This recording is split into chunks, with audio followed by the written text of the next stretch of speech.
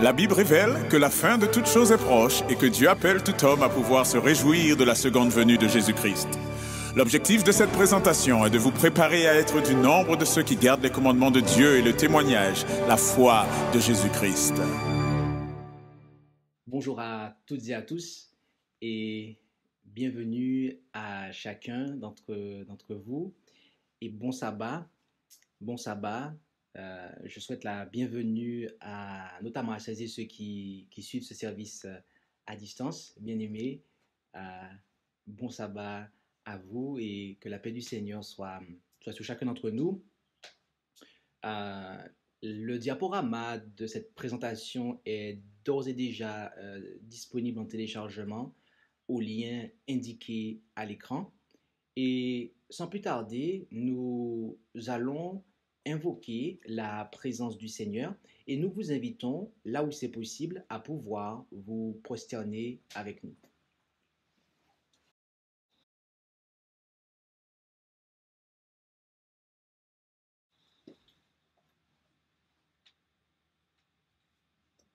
Notre Dieu, notre Père céleste, nous te sommes infiniment reconnaissants pour ce doux privilège que tu nous accordes de pouvoir nous tenir en cet instant devant ta face en ce saint jour de sabbat. Nous allons ouvrir ta parole et nous reconnaissons notre faiblesse à pouvoir la comprendre, aussi bien que les ouvrages inspirés. Alors veuille nous instruire, que tu puisses disposer l'intelligence et le cœur de tes serviteurs et tes servantes afin qu'ils soient en mesure de saisir le message que tu as pour nous en ce matin. Sois aussi avec le moindre d'entre eux, ton serviteur qui aura apporté ce message, de sorte qu'il puisse être annoncé avec force et puissance pour la gloire de ton nom. Il n'y a aucun mérite, c'est en Jésus que nous t'en prions, Père. Amen.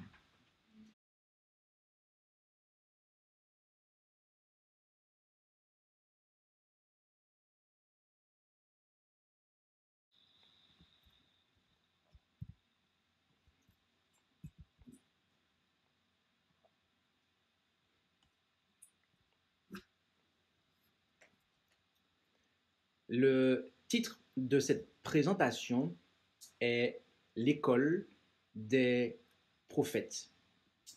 L'école des prophètes.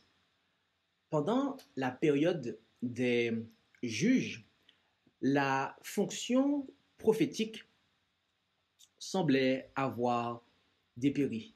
Oui, notamment à l'époque de Samuel. En effet, il nous est dit à ce propos en 1 Samuel 3, verset 1, « Or, le jeune Samuel servait l'Éternel en présence d'Élie, et la parole de l'Éternel était rare en ces jours-là, et les visions n'étaient pas communes. » Ce passage nous décrit le déclin spirituel d'Israël à l'époque de Samuel, précisément du jeune Samuel. Et plus tard, Samuel devint prophète. Dieu le chargea de la mission prophétique et il eut un ministère itinérant, comme on peut le voir en 1 Samuel 7, versets 15 et 16. Et Samuel jugea Israël tous les jours de sa vie. Il allait tous les ans faire le tour de Béthel et de Gilgal et de Mitzpah, et il jugeait Israël en tous ces lieux-là. Mais Samuel était établi à Rama, comme on peut le voir au verset 17. En effet, en 1 Samuel 7, 17, il est dit « Puis il s'en retournait à Rama, car là était sa maison, et là il jugeait Israël, et il y bâtit un autel à l'Éternel. » Et c'est depuis Rama que Samuel formait d'autres serviteurs. En effet, à ce propos, nous lisons en 1 Samuel 19, versets 18 à 20, « Ainsi David s'enfuit échappa et s'en vint vers Samuel à Rama et lui apprit tout ce que Saül lui avait fait. Puis il s'en alla avec Samuel et ils demeurèrent à Najoth. Et on le rapporta à Saül en disant, voilà David qui est à Najoth, près de Rama. Alors Saül envoya des gens pour prendre David, et ils vinrent une assemblée de prophètes qui prophétisaient, et Samuel debout qui présidait sur eux, et l'Esprit de Dieu vint sur les envoyés de Saül, et ils prophétisèrent aussi. Notez ici qu'il y avait une assemblée de prophètes, et que Samuel présidait sur eux. D'accord? Donc, le langage qui est employé ici signifie qu'il y en avait, cette assemblée de prophètes était en fait des élèves, en fait, auprès de Samuel. Au passage, nous tenons à dire que le mot, l'expression, tout du moins école des prophètes, n'apparaît pas dans la Bible. Si vous le cherchez dans n'importe quelle version, vous n'allez pas le trouver en fait. Par contre, le concept se trouve notamment tel qu'on le trouve ici en fait. Et quel était l'objectif de cette école de prophètes? Et nous pourrions dire de ces écoles des prophètes, car nous allons voir plus tard qu'il y en avait d'autres. Eh bien, la messagère nous dit que c'était pour parer à ce mal grandissant, pour aider les parents dans leurs tâches éducatives, Dieu suscita d'autres moyens. Donc, notez ici que l'éducation des parents était ce que Dieu voulait en premier lieu. Dieu a mandaté les parents pour éduquer leurs enfants. Ok? Mais il a suscité d'autres moyens. On poursuit, de tout temps, on avait salué les prophètes comme des maîtres envoyés par Dieu. Le prophète, dans le sens le plus élevé du mot, est celui qui parle sous l'inspiration divine, qui transmet au peuple les messages qu'il a lui-même reçus de Dieu. Mais ce terme, donc de prophète, désignait aussi ceux qui, sans être aussi directement inspirés, étaient appelés à enseigner au peuple les œuvres et les voies du Seigneur. Pour former ces maîtres, Samuel organisa, selon l'ordre divin, les écoles des prophètes. Ok? Donc, nous voyons ici que les écoles, tout particulièrement, tout d'abord, les prophètes, cela ne signifie pas nécessairement ceux qui sont directement inspirés, c'est-à-dire qui ont des songes et des visions. Cela fait référence à ceux qui enseignent au peuple les œuvres et les voies du Seigneur. Et donc, pour former en fait de tels hommes, eh bien, Samuel a organisé, non pas de son propre chef, mais selon l'ordre divin, les écoles des prophètes. Il a organisé les écoles des prophètes, en ce sens. Une deuxième déclaration qui va dans ce sens aussi, est que, à l'instruction de la jeunesse israélite au foyer, vint s'ajouter au temps de Samuel l'établissement des écoles des prophètes. On y admettait tout jeune homme désireux de sonder plus à fond les vérités de la parole de Dieu et de devenir docteur en Israël. Samuel les fonda pour opposer une digue à la corruption et travailler ainsi à la prospérité future de la nation en lui fournissant des hommes craignant Dieu et aptes à servir en qualité de dirigeants et de conseillers. D'accord? Donc, nous voyons qu'il s'agissait de faire une digue, en fait, à la corruption. Ok? De faire une digue à la corruption et de travailler à la prospérité future de la nation en lui fournissant des hommes craignant Dieu et aptes à servir en qualité de dirigeants et de conseillers.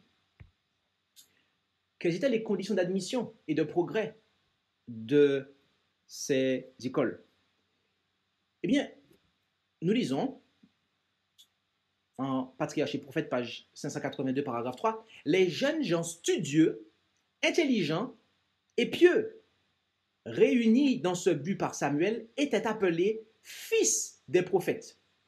Alors qu'ils communiaient avec Dieu et étudiaient sa parole et ses œuvres, la sagesse d'en haut s'ajoutait à leur talent naturel. D'accord? Donc ici, on apprend que ceux qui étaient dans ces écoles étaient appelés fils des prophètes.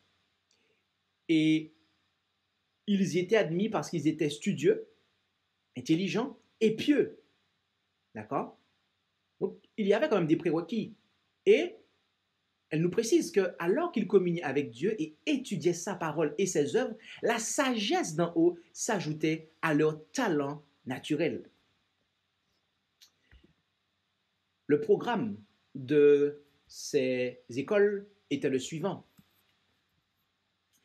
Les Saintes Écritures constituaient le principal sujet d'étude des écoles des prophètes et devraient avoir la première place dans tout système éducatif, car la connaissance de Dieu est le fondement d'une éducation réussie. Utilisée à la façon de manuel dans nos écoles, la Bible formera les esprits et enseignera la morale, contrairement aux livres de sciences et de philosophie. Pour discipliner et fortifier l'intellect, pour ennoblir, purifier et affiner le caractère, c'est un livre incomparable. Donc, les Saintes Écritures étaient le principal sujet d'étude dans ces écoles. Ailleurs, il nous est dit, nous apprenons qu'il y avait une école dans laquelle les ouvriers étaient formés, appelée collège ou école des prophètes. En lisant 2 Chroniques 34, 22, 1 Samuel 10, 9 à 13, 2 Rois 4, 38 à 44, chapitre 6, verset 1 à 7, ce plan d'éducation, lorsqu'il était strictement suivi, plaçait les Israélites à la tête du savoir. Et il est dit qu'ils étaient considérés par les nations païennes environnantes de la manière suivante. Car c'est là votre sagesse et votre intelligence aux yeux des nations qui entendront toutes ces lois et qui diront, certes, cette grande nation est un peuple sage et intelligent. Deutéronome 4, verset 6. La Bible était la base de leurs principales études qui étaient les sciences naturelles. 1 Roi 4, 33. L'étude de la loi, l'histoire sainte, la musique sacrée, la poésie, l'agriculture et l'horticulture. Le Seigneur lui-même a dirigé l'éducation d'Israël et il veut diriger notre éducation aujourd'hui. On apprend ici que lorsque ce plan était suivi, qu'est-ce qui se passait? Eh bien, le peuple de Dieu était à la tête du savoir. Et on voit quelles étaient les sciences qui étaient inculquées. L'histoire sacrée, la musique sacrée, la poésie, l'agriculture, l'horticulture. Dans une autre déclaration, nous lisons « Les principaux sujets d'étude dans ces écoles étaient la loi de Dieu, y compris les instructions données à Moïse, l'histoire sainte, la musique sacrée et la poésie. L'enseignement y était bien différent de celui de nos écoles de théologie, dont beaucoup d'étudiants sortent moins avancés dans la vraie connaissance de Dieu et dans la vérité religieuse que lorsqu'ils y sont entrés. Dans l'ancien temps, l'unique but de toute étude était la connaissance de la volonté de Dieu et des devoirs de l'homme. On y cherchait les hauts faits du Seigneur dans les annales de l'histoire sacrée. On y dévoilait les grandes vérités renfermées dans les symboles du culte destinés à diriger les regards sur son objet central, l'agneau de Dieu qui devait ôter le péché du monde. On y enseignait à s'approcher de Dieu avec foi, à étudier ses lois et à y obéir. Des maîtres qualifiés et sanctifiés tiraient du trésor de la vérité divine des choses nouvelles et des choses anciennes, et l'Esprit de Dieu s'y manifestait par des prophéties et des hymnes sacrés. Okay? Donc ici, on revoit certains points qui ont été mentionnés précédemment, dont le fait aussi, et tout du moins devrais-je dire, et aussi, on cherchait les hauts faits du Seigneur dans les annales de l'histoire sacrée. On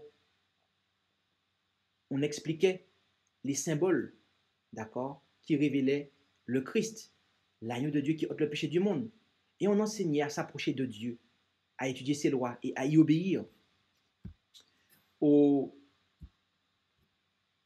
Plus loin, devrais-je dire, nous lisons, il ne faudrait cependant pas condamner certaines études historiques. On enseignait l'histoire sacrée dans les écoles des prophètes. On y montrait l'intervention divine dans les annales des nations. C'est à ce point de vue qu'il nous faut aussi étudier l'histoire aujourd'hui. Nous devons y voir l'accomplissement de la prophétie, l'œuvre de la providence dans les grands mouvements de réforme et les événements qui aboutiront au dernier conflit. Notez ce que les écoles de prophètes, ce qu'elles doivent accomplir. Permettre aux gens, je vais insister sur la dernière partie, permettre aux gens de reconnaître les événements qui aboutiront au dernier conflit. Autrement dit, les signes des temps, en fait. D'accord?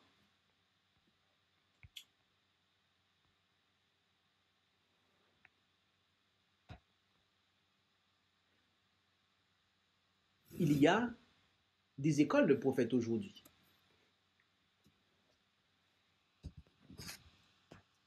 Oui, on les appelle les séminaires de formation pour les pasteurs. Il y en a à Andrews University, il y en a une à Collonges. Ce sont les écoles de prophètes. Est-ce que lorsque on se rend là, on apprend à reconnaître les signes des temps qui annoncent la proximité du retour de Jésus?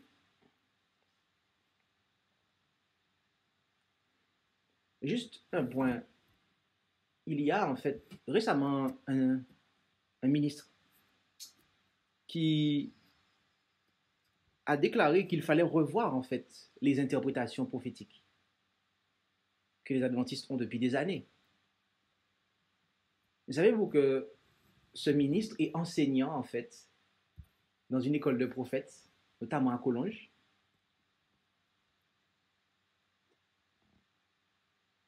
Pensez-vous que c'est cela en fait l'éducation que Dieu veut pour son peuple? La réponse est assez claire et nous venons de la voir. Ailleurs, il est dit, l'étude du système d'éducation pratiqué par les Hébreux au point de vue physique autant que religieux n'est pas sans profit. Malheureusement, il est loin d'être apprécié à sa juste valeur, notamment en ce qui concerne les rapports intimes existants entre notre nature morale et intellectuelle et notre nature physique. Quoi de plus important pour la jeunesse que l'étude de notre merveilleux organisme et des lois de la santé? De quoi s'agit-il ici? De quoi s'agit-il ici? De l'anatomie et de la physiologie. Nous vous invitons à regarder la présentation que nous avons faite. Devenir missionnaire médical. Pourquoi et comment? OK? Et dans cette présentation, nous avons vu en fait qu'avant d'apprendre à parler le grec, les langues anciennes, il nous faut d'abord apprendre l'anatomie et la physiologie en fait. Est-ce que c'est ce qui se passe dans les instituts où on forme les pasteurs en fait? Pas du tout. Pas du tout. Autrement, ils ne mangeraient pas de la viande en fait.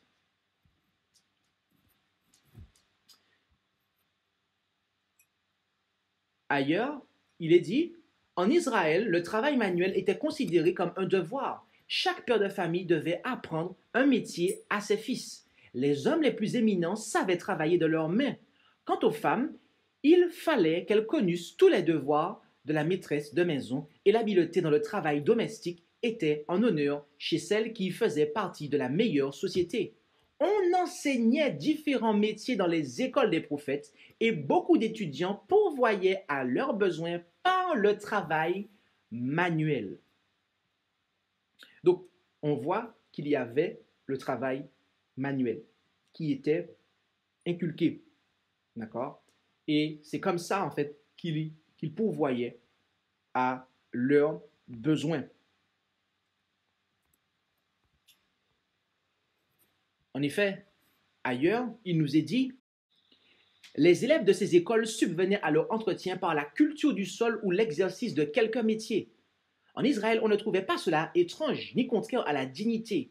On regardait plutôt comme un crime le fait de laisser grandir un jeune homme sans lui apprendre un métier manuel. L'ordre de Dieu voulait que chaque enfant en eût un, même celui qui se destinait à une vocation religieuse. Jusqu'au temps des apôtres, beaucoup de conducteurs religieux en Israël subvenaient à leurs besoins par le travail de leurs mains. L'apôtre Paul et Aquilas ne sont pas moins honorés pour avoir gagné leur vie en faisant des tentes. Et telle fut l'œuvre finale de Samuel. Notez cela avec moi dans The Sign of the Times. David trouva Samuel à Rama et lui raconta ce que Saül avait fait. Le prophète, qui ne craignait pas le mécontentement du roi, accueillit le fugitif et Samuel et David habitèrent ensemble à Najoth. Ce refuge était un lieu paisible qui contrastait avec le palais royal. C'est là, au milieu des collines, que le prophète honoré de l'Éternel poursuivit son œuvre, même lorsque les ombres de l'âge s'amoncelaient autour de lui. Il était accompagné d'une troupe de voyants, autrement dit de prophètes, qui étudiaient de près la volonté de Dieu et écoutaient avec respect les paroles d'instruction qui tombaient des lèvres de Samuel. L'œuvre finale du serviteur de Dieu fut d'instruire les voyants à l'école des prophètes. Précieuses furent les leçons que David apprit du maître d'Israël. Donc, telle fut l'œuvre finale de Samuel. Gardez ça dans un coin de votre esprit. Nous avons considéré jusqu'ici l'école des prophètes à l'époque de Samuel. Maintenant, considérons l'école des prophètes à l'époque d'Élie et d'Élisée. Nous lisons dans l'Écriture, en 2 Rois 2, versets 3, 5, 12 et 15, « Et les fils des prophètes qui étaient à Béthel sortirent vers Élisée et lui dirent, « Sais-tu qu'aujourd'hui l'Éternel va t'enlever ton maître ?» Et il dit, « Je le sais, bien aussi, taisez-vous. » Et les fils des prophètes qui étaient à Jéricho s'approchèrent d'Élisée au verset 5 et lui dirent, « Sais-tu qu'aujourd'hui l'Éternel va t'enlever ton maître ?» Et il répondit, « Je le sais bien aussi, taisez-vous. » Verset 12, « Et Élisée, le regardant, criait, « mon père, char d'Israël et sa cavalerie. » Et il ne le vit plus. Et saisissant ses vêtements, il les déchira en 2 pièces. Verset 15, « Quand les fils des prophètes qui étaient à Jéricho vis-à-vis l'eurent vu, ils dirent, « L'esprit d'Élie repose maintenant sur Élisée. » Et ils vinrent au-devant de lui, se prosternèrent en terre devant lui. Notez qu'ici, il nous est dit que les fils des prophètes, donc les élèves des écoles des prophètes, étaient au courant en fait que l'Éternel allait enlever Élie. Et Élisée également en fait le savait. Donc Dieu agissait au travers de ces écoles des prophètes parce qu'elles suivaient en fait le programme. Ils étaient au courant de ce qui allait se passer. Et au verset 12, on voit que Élisée appelle Élie « mon père, mon père ». Élisée suivait Élie. Et en ce faisant, Élie le formait à prendre sa relève en fait. Élie le formait au ministère. Ok? Et donc, ainsi, Élisée était un élève d'Élie. Et il l'appelait mon père. Donc, cela vient nous expliquer pourquoi les élèves des écoles des prophètes étaient appelés les fils des prophètes. Ok? Et cela vient expliquer, nous montrer que lorsqu'on voit dans la Bible fils des prophètes, eh bien que cela signifie bel et bien les élèves des écoles des prophètes. D'accord? Puisque Élisée, qui était un élève d'Élie, l'appelait mon père. Donc Élisée était spirituellement parlant son fils. Et donc, alors qu'il était son élève. Et donc, lorsqu'on va marquer les fils des prophètes, eh bien cela signifie qu'ils étaient élèves dans des écoles de prophètes. Voilà pour l'explication de pourquoi nous pouvons dire que fils des prophètes signifie élève des écoles des prophètes. Ailleurs, la messagère nous dit « Les écoles des prophètes créées par Samuel avaient disparu au cours des années d'apostasie qui sévirent en Israël. Élie rétablit ces écoles qui permettaient aux jeunes gens de se former pour magnifier la loi et la faire honorer. Le récit sacré mentionne 3 de ces écoles, une à Gilgal, une deuxième à Bethel et une troisième à Jéricho. Immédiatement avant son enlèvement au ciel, Élie visita avec Élisée un de ses centres d'éducation. Il répéta à ses jeunes serviteurs du maître les leçons qu'il leur avait enseignées au cours de ses visites précédentes. Il les entretint tout particulièrement de l'immense privilège qu'il possédait en restant fidèle au Seigneur. Il leur parla de l'importance de la simplicité qui devait caractériser chaque détail de leur éducation. Ce n'était qu'ainsi qu'ils pourraient être façonnés sous le modèle divin et seraient prêts à travailler pour le Seigneur. Enfin, dans cette partie, nous allons considérer que telle fut l'œuvre finale d'Élie, tout comme ce fut le cas pour Samuel. En effet, l'œuvre finale du prophète Élie fut de visiter toutes les écoles des prophètes en Israël et de donner aux étudiants une instruction divine. C'est ce qu'il fit, puis il monta dans un char de feu vers les cours célestes. À mesure que le monde de notre époque tombe de plus en plus sous l'influence de Satan, les véritables enfants de Dieu désireront de plus en plus être instruits par lui. Il faut employer des enseignants qui donneront une forme céleste au caractère des jeunes. Sous l'influence de tels enseignants, les pratiques insensées et inutiles seront remplacées par des habitudes et des pratiques dignes des fils et des filles de Dieu. Donc, notez cela, que telle fut l'œuvre finale d'Élie. Tout comme ce fut le cas pour Samuel. Il y a d'autres passages dans la Bible où on nous parle des fils des prophètes ou que l'on fait référence à l'école des prophètes en ces termes ou en d'autres. Nous vous invitons à pouvoir les considérer pour vous-même ultérieurement. Nous vous laissons les 3 passages ou 4 ici. Et nous allons considérer l'école des prophètes à l'époque de Jésus. Oui, l'Écriture nous en parle dans les termes suivants. En Luc 2, versets 45 à 47, il est dit « Et ne le trouvant point, donc Marie et Joseph, ils retournèrent à Jérusalem pour le chercher. Et au bout de 3 jours, ils le trouvèrent dans le temple. » Où est-ce? Assis au milieu des docteurs, les écoutant et leur faisant des questions. Et tous ceux qui l'entendaient étaient ravis de sa sagesse et de ses réponses. Le jeune Jésus a visité l'école des prophètes qui était près du temple, d'accord, et annexée au temple. C'est pour ça qu'on a dit dans le temple, en fait. Ok. Il y avait une pièce dans le temple dédiée à l'instruction des fils des prophètes à cette époque-là.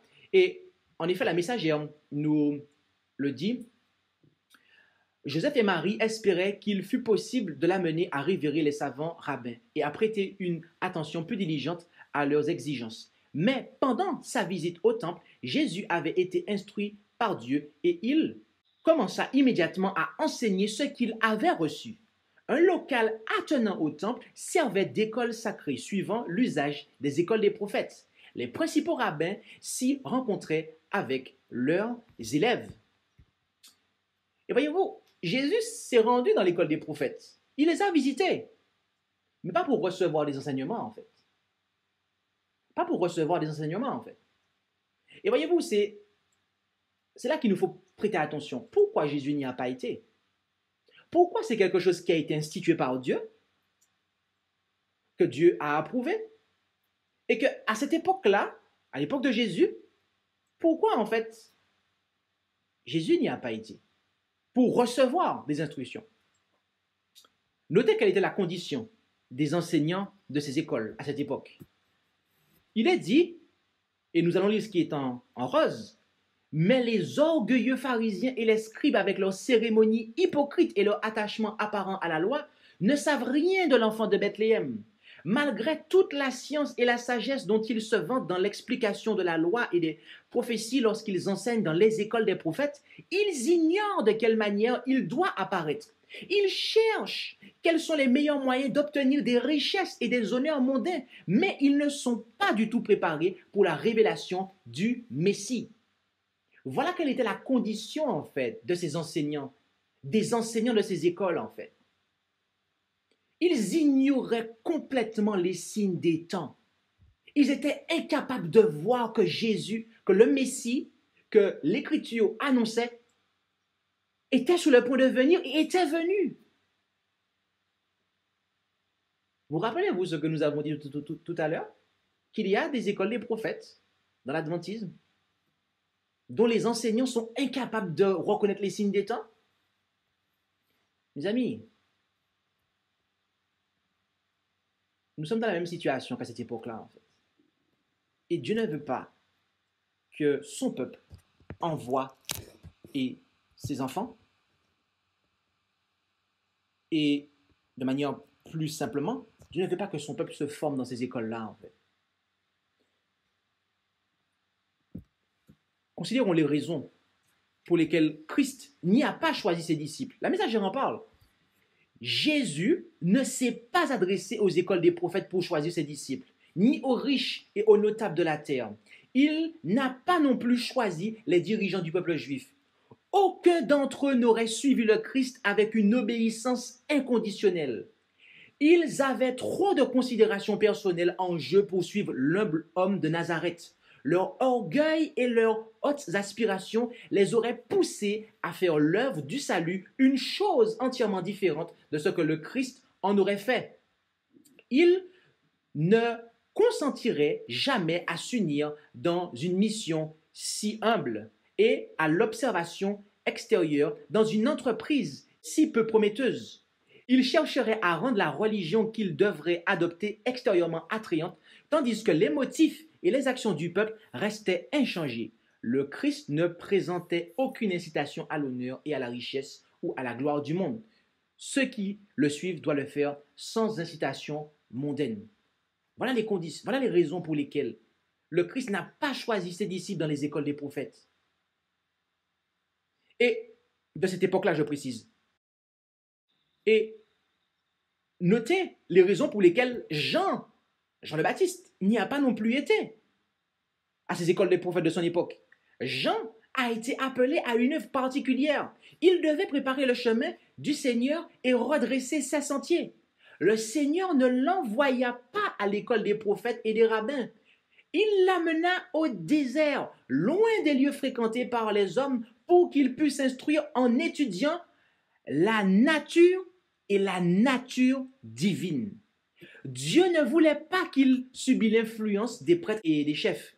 Il était appelé à une œuvre particulière. Il reçut son message du Seigneur. Alla-t-il auprès des prêtres et des chefs leur demander la permission de proclamer ce message? Non. Dieu l'éloigna d'eux pour éviter qu'il ne fût influencé par leur esprit et leur enseignement. Notez ce qu'il est dit ici, parce que c'est vraiment intéressant, ce passage-là. Dieu l'a éloigné, en fait, des écoles des prophètes de son époque. Pourquoi? Pour qu'il puisse étudier la nature et la nature divine. Autrement dit, les choses de Dieu, en fait. Donc, cela nous apprend que dans les écoles des prophètes, on n'étudiait pas la nature, ni la nature divine, en fait.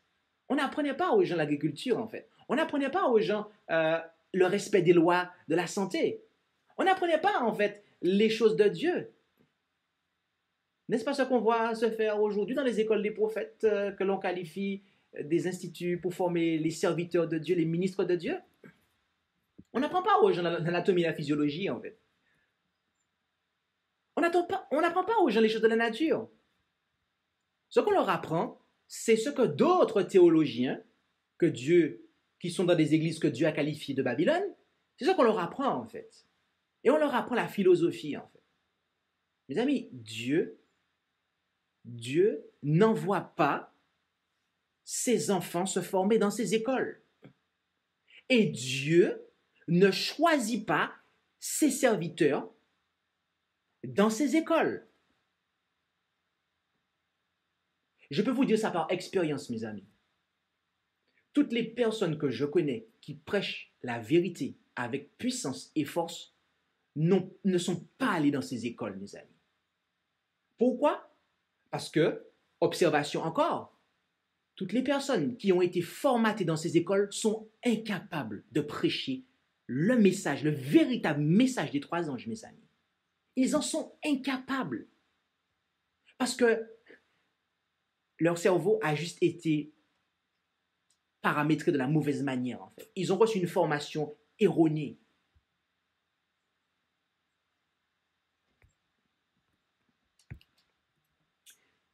Considérons maintenant l'école des prophètes au temps de la fin. Alors, il me dit, il faut que tu prophétises encore sur un grand nombre de peuples et de nations et de langues et de rois. Pouvons-nous lire en Apocalypse 10, verset 11. Cela s'est initialement adressé à Jean, le voyant de Patmos. Mais Jean ici représente le peuple de Dieu. Le peuple de Dieu qui doit prophétiser. Encore, oui, ce peuple qui a été désappointé en 1844. Conformément à ce qui est dit précédemment, ils ont mangé le petit livre qui fut doux à leur palais, mais amer dans leurs entrailles, en fait. Cela représentait le désappointement des adventistes. Et après cela, il est dit, prophétiquement parlant, à ce peuple qu'il faut qu'il prophétise. Donc, les adventistes du 7e jour, en tout cas les véritables, sont appelés par Dieu à prophétiser. À prophétiser. La messagère déclare: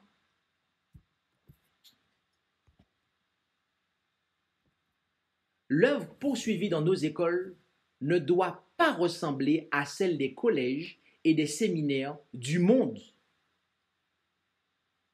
Dans cette grande œuvre de l'éducation, l'étude des sciences ne doit pas être placée au second plan, mais regardée comme étant de la première importance pour préparer le peuple de Dieu à rester debout au grand jour de l'épreuve finale. Nos écoles devraient ressembler davantage aux écoles des prophètes. Que les élèves y acquièrent l'esprit de discipline du Christ et s'instruisent au contact du divin maître. Donc, notez ce qu'il est dit. Il est dit que nos écoles, en parlant du temps de la fin, en fait, de notre époque, doivent ressembler davantage aux écoles des prophètes. Et elle a pris le temps de dire qu'il ne faut surtout pas faire comme le monde, comme les collèges, autrement dit les universités et les séminaires du monde, en fait.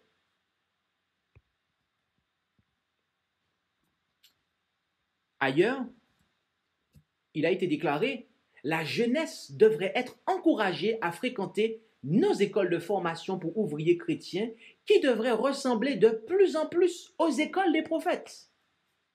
Notez l'emphase qui est mise ici à nouveau. À savoir que les instituts de formation doivent ressembler vraiment. On doit chercher à s'approcher du fonctionnement des écoles des prophètes. Ces institutions ont été établies par le Seigneur.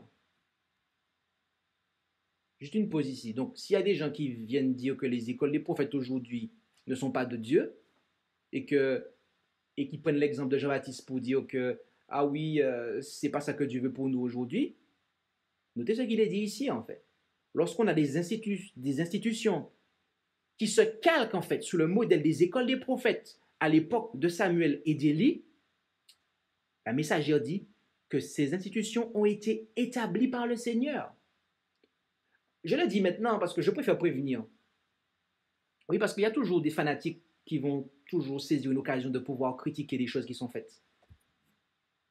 Ces institutions ont été établies par le Seigneur et si elles sont dirigées en harmonie avec ses desseins, les jeunes qui y sont envoyés seront rapidement préparés à s'engager dans diverses lignes de travail missionnaire. Certains seront formés pour entrer sur le terrain comme infirmiers missionnaires, d'autres comme colporteurs et d'autres comme ministres de l'Évangile. Donc, on voit en fait que les missionnaires médicaux, les colporteurs, les ministres de l'Évangile, eh bien, devraient être formés dans des instituts qui ressemblent aux écoles des prophètes et qui sont conduites en harmonie avec les desseins de Dieu.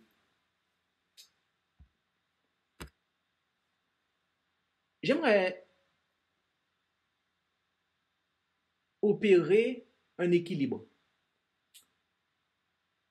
Car notez qu'ici, dans ce passage, il est dit que les jeunes qui y sont envoyés seront rapidement préparés à s'engager. La message a pris le temps de mettre ce mot-là rapidement. Pourquoi en fait? Pourquoi?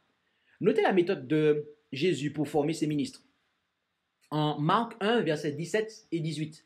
Alors Jésus leur dit, « Suivez-moi et je vous ferai pêcheurs d'hommes. » Et aussitôt, laissant leur filet, ils le suivirent. Notez que Jésus n'a pas sélectionné ses disciples pour les instruire pendant, disons, 5 ans. Vous comprenez un petit peu ce que je veux dire? Oui, licence, master, voilà. Pour ensuite les envoyer dans le champ, en fait. Jésus n'a pas fait ça, mes amis. Jésus n'a pas fait ça. Jésus n'a pas fait ses ministres effectuer 5 ans de master en théologie avant de les envoyer dans le champ. Il leur a dit, suivez-moi et je vous ferai pêcheurs d'hommes. Il les a instruits pendant qu'ils étaient en train de travailler, en fait. Il y avait des moments d'instruction et des moments où ils étaient en mission. Instruction, mission. C'était ce qu'on pourrait appeler de l'alternance, en fait. Ils étaient en alternance. Ils ne sont pas restés pendant des semaines, pendant des années, en train d'apprendre, sans jamais pratiquer ce qu'ils apprenaient, en fait. Non. Jésus n'a pas opéré comme cela, en fait. Et c'est dans ce sens aussi que nous lisons les passages suivants. Les ouvriers retenus pour travailler, pour ceux qui ont déjà une connaissance de la vérité, sont tenus à l'écart des gens qui ne la connaissent pas. En consacrant beaucoup de temps, année après année, à des instituts ministériels, nos frères ont négligé des champs qui sont déjà blancs pour la moisson. Le talent se développe mieux là où il est le plus nécessaire. Les ministres appelés de leur champ d'activité pour assister à des instituts ministériels ne sont pas aussi bien préparés pour le travail que s'ils se consacraient à un travail consacré dans les champs démunis où le drapeau de la vérité doit être élevé. Au lieu de tenir des instituts pour préparer les ministres à leur travail, qu'on donne à ces ministres du travail à faire dans les endroits où des réunions de committing ont eu lieu.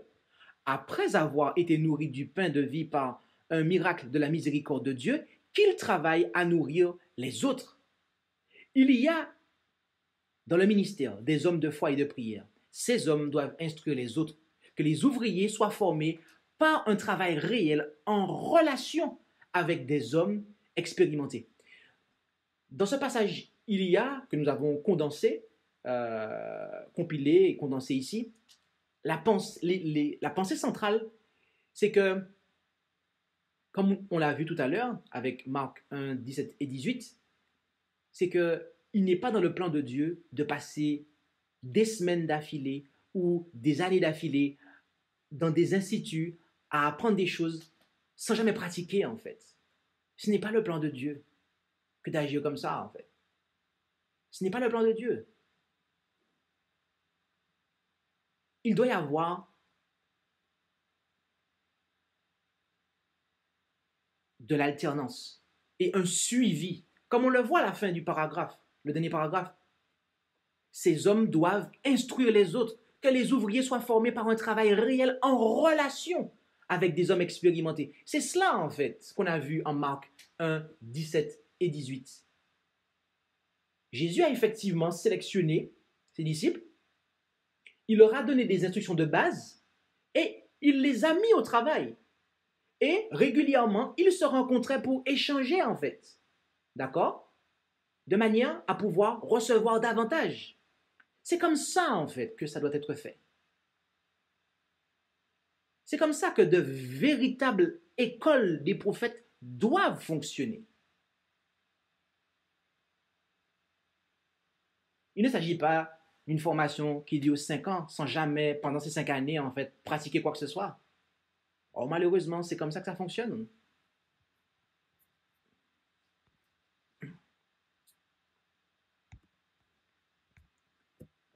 Toutes les églises sont concernées. Mon attention a été attirée sur les églises dispersées dans diverses localités. Et il m'a été montré que leur dynamisme dépend de leur utilité et de leur efficacité croissante. Toutes nos églises devraient avoir des écoles dotées d'éducateurs à vocation missionnaire. Il est essentiel que ceux-ci soient formés à bien remplir leur rôle d'enseignant auprès des enfants des observateurs du sabbat, en ce qui concerne non seulement les sciences, mais aussi les Écritures. Ces écoles, établies dans diverses localités, dirigées selon les besoins par des hommes ou des femmes craignant Dieu, seront construites sur les mêmes principes que les écoles des prophètes. D'accord? Donc, toutes les églises sont concernées en fait par cela. Et voyez-vous, ceux qui attendent le retour de Jésus, eh bien, soutiendront les écoles des prophètes et leur établissement. Puisque le Seigneur vient bientôt, c'est le moment de sortir notre argent au changeur. Le moment de mettre chaque dollar que nous pouvons épargner dans le trésor du Seigneur afin que des institutions soient établies pour l'éducation des ouvriers qui seront instruits comme l'étaient ceux des écoles des prophètes. Si le Seigneur vient et vous trouve en train de faire ce travail, il dira « Bien fait, bon et fidèle serviteur, entre dans la joie de ton Seigneur. » Les ouvriers expérimentés doivent y être des éducateurs. En effet, nous lisons que les prédicateurs, en anglais il s'agit d'ouvriers, d'accord, aînés, soient des éducateurs et qu'ils se tiennent eux-mêmes à l'école du Christ, que les jeunes gens considèrent comme un privilège de faire leurs premières armes sous la direction d'ouvriers expérimentés, qu'on leur laisse porter les responsabilités compatibles avec leur âge. Élie instruisait la jeunesse d'Israël dans les écoles de prophètes. Il doit en être de même aujourd'hui. Il n'est pas possible de dire exactement dans le détail la part qui doit être dévolue aux jeunes, mais ils doivent être fidèlement instruits par les aînés et surtout, il faut leur apprendre à regarder toujours à celui qui est l'auteur et le consommateur de la foi. Donc, ici, nous voyons que les ouvriers expérimentés aînés doivent y être des éducateurs. OK? Et il est aussi précisé qu'il faut, comme on l'a vu précédemment, cela est développé encore ici, que les élèves de ces écoles doivent porter des responsabilités compatibles avec leur âge. Et plus loin, il est dit, il n'est pas possible de dire exactement dans le détail la part qui doit être dévolue aux jeunes, mais ils doivent être fidèlement instruits par les aînés. D'accord? Donc, ce que l'on voit ici, c'est qu'il y a véritablement des responsabilités qui sont données, en fait, alors qu'on est à l'école des prophètes. Encore une fois, ce n'est pas un pur apprentissage, on ne fait qu'ingérer des connaissances et il n'y a aucune pratique, en fait, il n'y a aucune mise en application de ce qui est appris. Non, pas du tout. Pas du tout.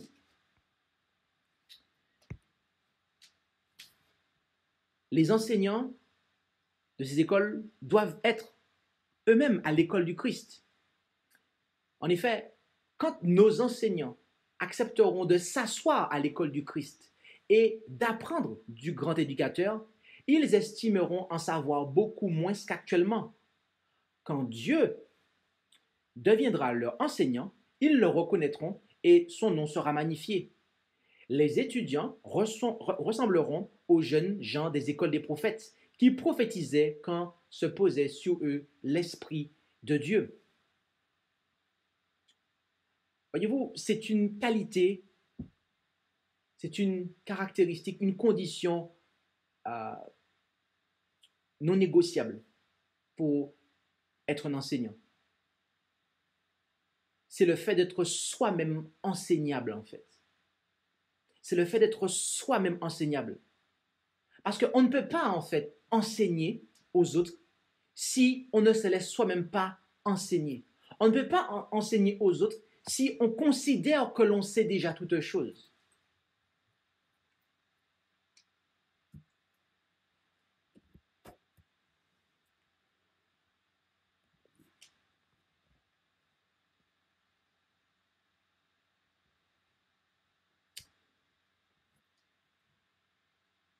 Donc, il y a ce besoin, le besoin des enseignants de ces écoles d'être humbles, tout comme pour les élèves de ces écoles. En effet, à ce propos, il est dit que l'école soit dirigée comme l'étaient les anciennes écoles de prophètes. La parole de Dieu était le fondement de toute instruction. Ne laissez pas vos élèves chercher à saisir en premier les barreaux les plus élevés de l'échelle. Certains viennent d'autres écoles où ils ont espéré obtenir un niveau élevé, mais s'étant consacrés à atteindre les échelons supérieurs, ils ont manqué de l'humilité nécessaire pour apprendre du Christ. S'ils avaient d'abord posé le pied sous les premiers barreaux, ils auraient fait des progrès, ne cessant d'apprendre de notre grand maître.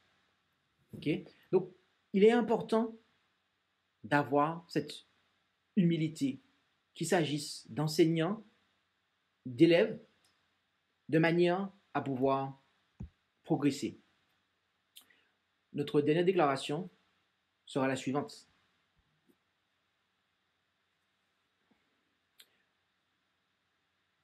Les ouvriers doivent être conscients du fait qu'ils ne sont pas formés uniquement pour un travail industriel et commercial, mais aussi pour porter des responsabilités spirituelles. Que chacun d'eux comprenne l'importance d'une communion réelle avec le Christ et ait expérimenté personnellement sa puissance rédemptrice. Que tous, est-il dit, reçoivent l'éducation qu'on donnait autrefois aux jeunes gens dans les écoles des prophètes. Que leur esprit soit façonné, comment? Par Dieu. Comment? Grâce aux moyens auxquels il a lui-même pourvu. C'est ainsi qu'ils seront enracinés et fondés dans la vérité et qu'ils resteront dans la voie divine pour y agir avec justice et discernement. Donc, Dieu entend par ces écoles former des leaders spirituels enracinés dans la vérité, en fait. Voilà ce qu'il en est par rapport à l'école des prophètes. Et cette présentation n'est pas exhaustive, car il y a d'autres déclarations, mais les principaux éléments ont été placés dans cette présentation. Pour information, il y a 100 déclarations dans toute la vie de la messagère où il est question d'école des prophètes. Si vous cherchez de manière globale, vous allez trouver plus de 100, mais comme c'est des répétitions, des republications, si vous considérez uniquement celles qui ont été publiées de son vivant, vous allez voir qu'il y en a une centaine en fait. Donc nous avons placé une certaine quantité d'entre elles ici, de manière à avoir une idée générale et à avoir les contours en fait de ce qui doit en être. Et donc, nous avons vu ce qu'il en est.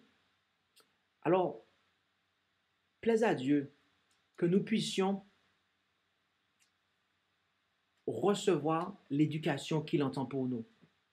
Plaise à Dieu que nous puissions, eh bien, nous préparer à prêcher le message pour notre temps, c'est-à-dire à prophétiser. Et pour cela, nous former à la tâche comme Dieu l'a voulu. Dieu désire, comme nous l'avons vu, eh bien, diriger notre éducation. Il ne veut pas que ce soit le monde qui fasse l'éducation, mais il désire lui-même. Comment? Par les moyens qu'il a établis, désignés, par ce qu'il a défini. Lorsque nous avons lancé les inscriptions pour l'école des prophètes, qui va commencer demain, nous avons eu des inscriptions qui sont arrivées. Et nous avons eu des personnes qui ont demandé des dérogations, parce qu'ils ne sont pas, en fait, dans le mouvement. Et nous avons poliment répondu à certains que il y a des écoles de prophètes, ok,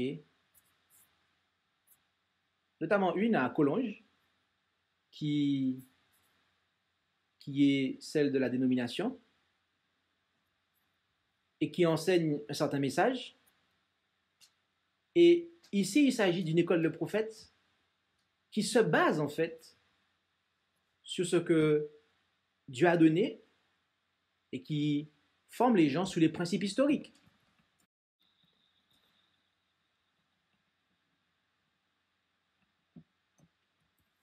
Il ne peut pas y avoir de mélange en fait. Il ne peut pas y avoir de mélange.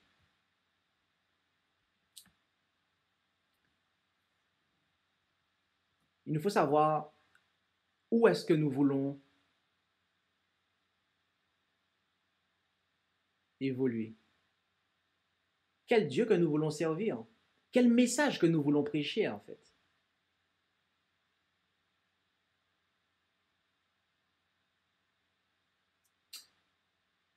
J'aurais d'autres témoignages, bien d'autres témoignages à donner par rapport au sujet de l'école des prophètes. Mais ce que nous pouvons dire en guise de conclusion, eh bien, c'est que Dieu désire nous mettre à la tête du savoir. Dieu désire que nous puissions avoir les véritables connaissances, des connaissances qui feront de nous des hommes et des femmes qui se tiendront au poste que Dieu a assigné pour son peuple en fait. De manière à ce que nous soyons formés par Dieu et non par les hommes en fait. Parce que lorsque nous nous rendons en fait dans des instituts où on apprend des disciplines mondaines et où sont absents des disciplines essentielles telles que l'anatomie et la physiologie par exemple, ok, où on n'apprend pas aux gens à reconnaître les signes des temps. Et tout ce que l'on a vu ici, la musique sacrée, l'histoire sacrée, en fait, c'est véritablement le monde qui fait notre éducation. C'est véritablement l'homme qui fait l'éducation. Or, Dieu entend diriger l'éducation de son peuple. Comment? Eh bien, par les moyens qu'il a désignés. Alors, puissions-nous réaliser cela et puissions-nous réaliser que ce n'est que si nous recevons la véritable éducation, eh bien, que nous serons prêts pour accomplir l'œuvre de Dieu et que Jésus-Christ pourra nous choisir pour faire avancer son œuvre.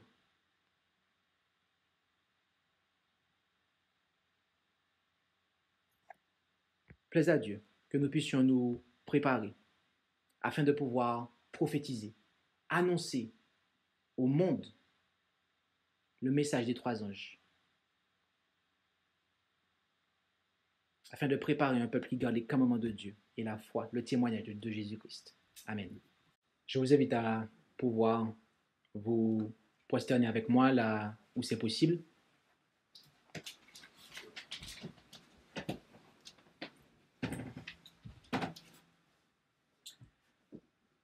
Notre Dieu, notre Père céleste, nous te remercions pour ce message de ta parole et des lumières complémentaires qui sont venues de la part de la messagère. Nous instruire quant à l'éducation que tu entends pour donner à ton peuple, que tu désires que ton peuple reçoive. Père Céleste, aide-nous à pouvoir comprendre ces choses, mais également les accepter, de sorte que nous devenions les hommes et les femmes dont tu as besoin, les hommes et les femmes qui porteront ce message partout où se trouvent des langues, des peuples, des nations, afin que cette bonne nouvelle de l'Évangile soit entendue, afin que le monde puisse comprendre ton amour que tu as manifesté dans le don de ton Fils unique engendré. Alors, bénis-nous, bénis notre apprentissage à ton école, bénis et sois celui qui dirige notre formation par les moyens que tu as désignés, comme tu veux que cela soit fait, pour la gloire de ton nom. Et c'est en Jésus que nous t'en prions et pour ta gloire. Amen. Merci d'avoir écouté cette présentation avec intérêt. Pour plus d'informations, consultez notre site internet lereste.org. Et suivez-nous sur Facebook ainsi que sur YouTube à @lereste.